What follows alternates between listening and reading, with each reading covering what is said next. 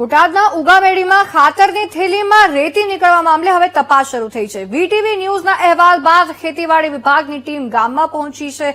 અધિકારીઓએ ઉગામેડી ગામમાં સરદાર એગ્રોમાં તપાસ કરી છે। ખેતીવાડી અધિકારીઓએ ખાતરના સેમ્પલ લીધા છે। લેબોરેટરીમાં તપાસ કર્યા બાદ કાર્યવાહી કરવામાં આવશે તેવું ખેતીવાડી અધિકારી દ્વારા કહેવામાં આવ્યું છે।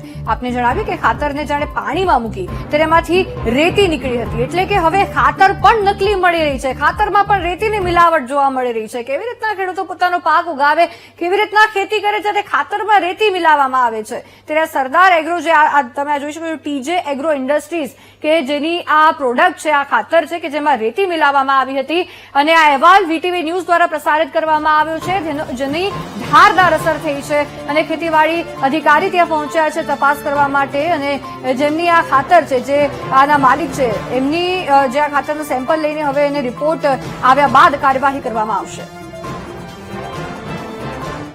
સવારમાં એક મેસેજ વાયરલ થયેલો કે ઉગામેડીના એક એગ્રોમાંથી ખેડૂતે ખાતર ખરીદતા તેમાં રેતી નીકળેલ છે। તો મેસેજ વાયરલ થતા અમે અમારા ખેતી અધિકારી તેમજ ખેતી મદદની સાથે ટીમ સાથે અત્રે એગ્રોની આ વિઝિટ લીધેલ છે। સ્થળ તપાસ કરતા ટીજે એગ્રો નું ઉત્પાદિત સિટી કમ્પોસ્ટ ખાતર છે અને એના સેમ્પલ અમે લીધા છે અને તેમજ સ્ટોપ સેલની કાર્યવાહી ચાલુ છે। ખેડૂતે ટૂંકમાં ઓર્ગેનિક ખાતર કે એ દિવેલી ખાતર તરીકે માંગેલું, પણ એગ્રોવાળાએ ટૂંકમાં એને સિટી કમ્પોસ્ટ ખાતર આપેલું છે। પાકને નહીં, ખાતર સિટી કમ્પોસ્ટ ખાતર છે એ પાક માટે ફાયદાકારક ખાતર છે અને પાકને કોઈ નુકસાન થાય એવી કોઈ શક્યતા નથી।